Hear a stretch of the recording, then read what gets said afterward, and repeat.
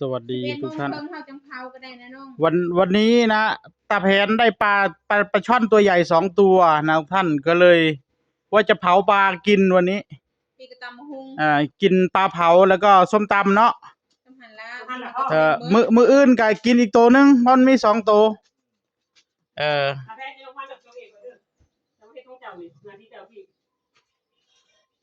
เราไปหายังเรา ก็ว่าเอามาก้อนเต็มแล้วก็ตัดเอาตาแผนตัดเอารถวัดแล้วก็ตัดเอาคันมันมีก้อนน้อยก็เอาก้อนน้อยไปเนาะวันนี้ก็ให้ตาแผนก่อไปส่วนผมก็ขึ้นโค้งไปนะทำไปเรื่อยๆนะท่านเดี๋ยวผมก็จะมาขึ้นโครงตรงนี้นะห้องหนึ่งบ้านตาแผนนี่ก็จะพิเศษอยู่คนเดียวแต่มี2 ห้องห้องเก็บของ1 ห้องแล้วก็ห้องนอน1 ห้องหรือว่าอยากนอนตรงนี้ก็ได้แล้วแต่เลือกเอามักห้องใดก็นอนห้องนั้นบัดนี้เป็นห้องเก็บของไป1 ห้อง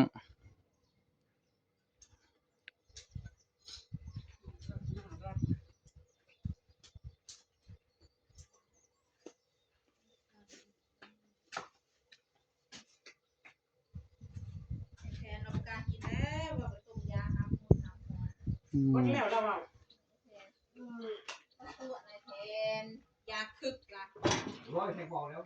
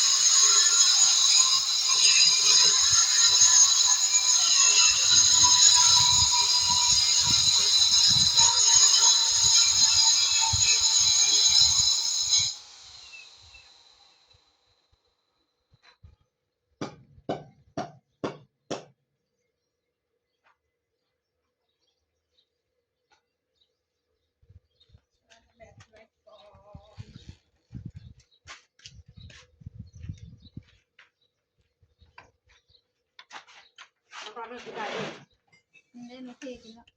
เทศอะไรก็ได้เทศกาลตกมาได้เทศแต่หน้าแห้งใจเย็นเทียบตะกี้ว่านะ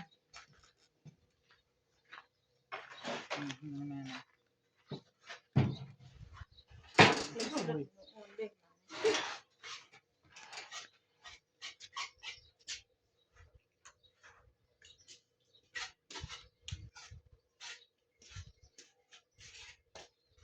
ี่เขาเอิ้นตะเคียนว่าเนี่ยที่นี่ว่าจะหยุดยาวบอกต้นดาเฮาไปแต่ดา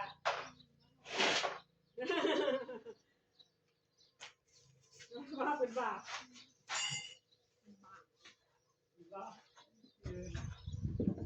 มันแบบเลิกเลยไปท้ายข่อยได้คุณข่อยได้แบบยังไม่ใช่เหรอวะร้านข่อยเนาะเมืองตัวมาถามข่อยบ้าเมื่อกี้ผู้ยอมรับมาถามข่อยนะใครเมียมันอ่ะ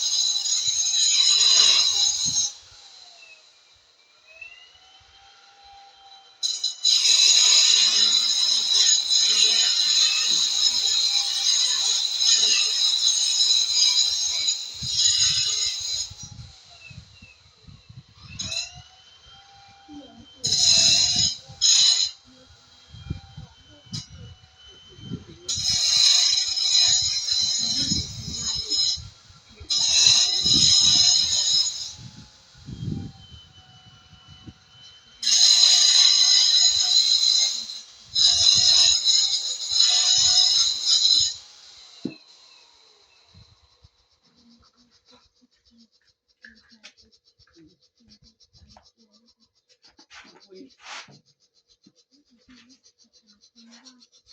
พูดได้ดิพูดขึ้นนะ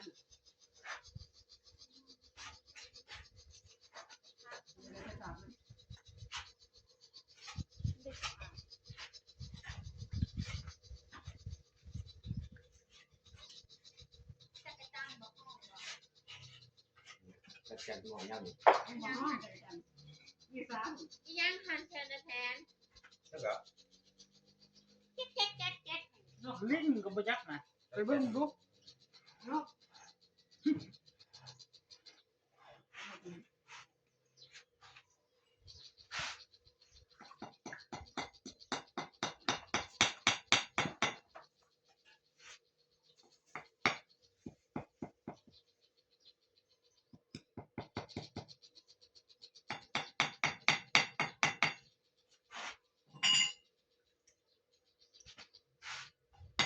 พาเมื่อวานนี้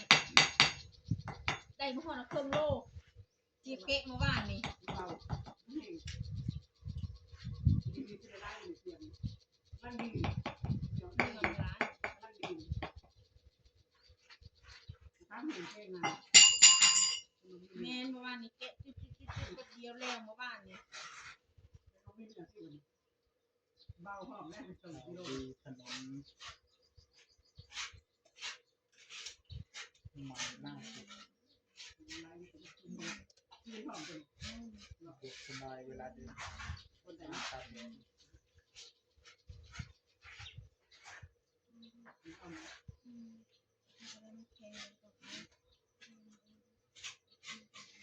หลานเอา เอาได้ต้นนี้เป็นข้าร้านมันเลยข้าวบอกนี้ คือว่าเห็นเนาะมันจะเป็นเลย แม ที่ น ร้านเลย แมนเป็นมะขาม ทำเด็ก ที่ว่าเนื้อแห้งอันนี้มันแห้งนะ เด็กเลยเน่าเล็บลาบเลย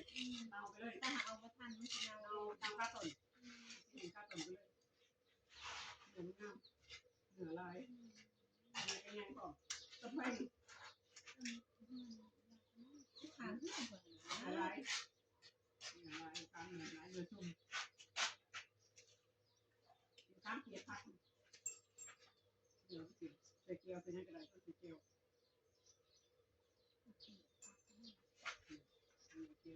กินไก่ขายนะกินไก่ขายมันกินเป็นยังกบนี่มันคือกินเป็นกินเป็นไก่ก็คือก็คือกินไก่กินนะมันคือกินโค้งเลยนะกินน้ำใช้กรีน เขาเป็นไม่ขาด แม่ ไม่ นั นั ก บ ว่า รุ่น กินไก่กินกินไก่เนาะกินไก่เอาหนังข้ามไปได้หลายนิดหน่อยหนังข้ามไปได้หลาย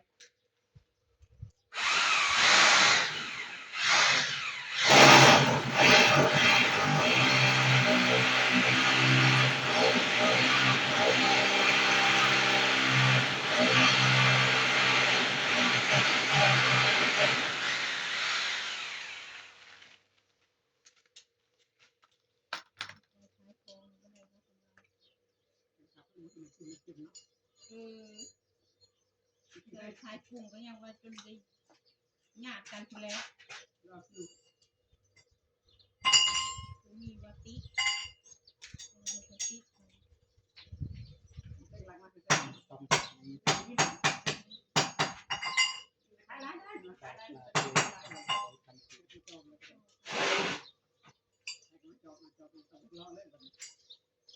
เมื่อเช้านี้เขามาเขาไม่ได้กุ้งเขาจะเอาปูเอาแมงอันนั้นให้เขาแมงดำๆ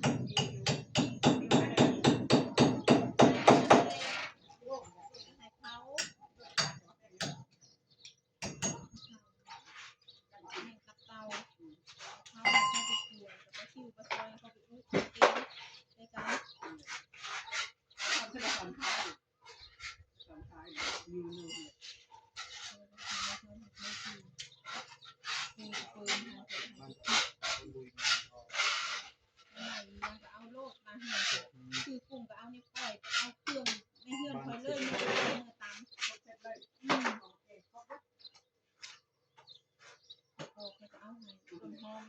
เลยเก็บเลย ของวัดของ ผั ทะ ก เล เขียวผักเคิล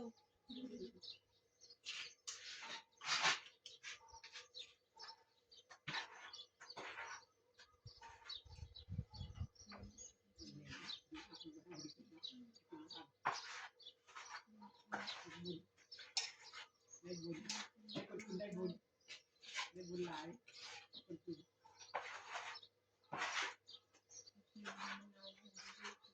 มีกันน้ำเกลือกับน้ำเกลือเนาะ พ่อแม่เขาก็บอกเขาเจ้าขวดแปดยังใครอยากเอาก็เอาลูกมาเก็บโลกเขาไปอยู่กับมาเก็บโลกเลย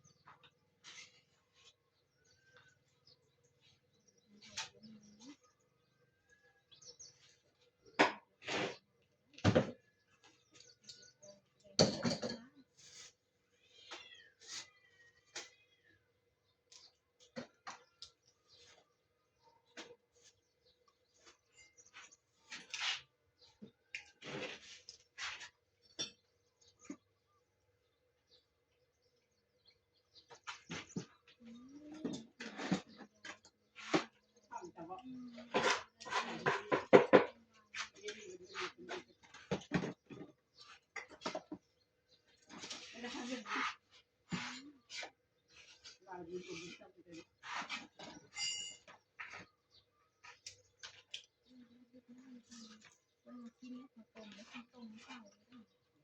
ต้องไปละมอน แม่เขาต้มข้าวแล้วเขาว่าบอกเขาเลยเมื่อคืนนี้ยังเลิกมาเก็บของเมื่อคืนเขามาดูเมื่อตัวนี่เขาจ่ายเลยคือร้านพัดร้านยายดูดี แข่งได้แข่งก็อาจจะขัดกับตัวเก่า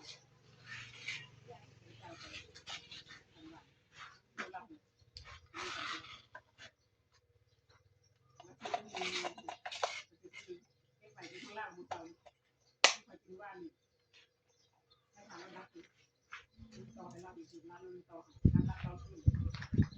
ทางนี้ตั้ง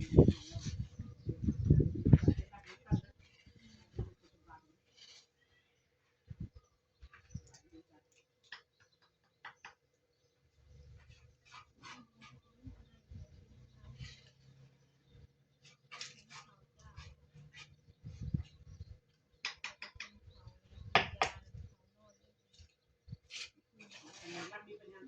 เป็นเงินมือที่อาบน้ำเลยอาบเสร็จแล้วเด็กก็คือบอกใจดิ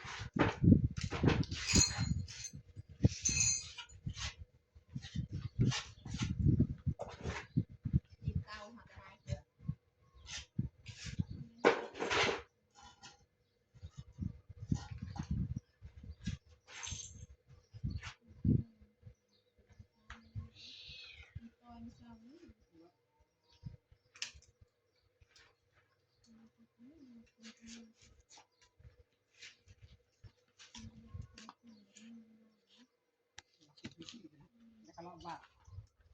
ดอกบานก็ไปหอดใส่ตัวนี้หน่อยข้างก็เมื่อ นะพ่อน้อง จ้า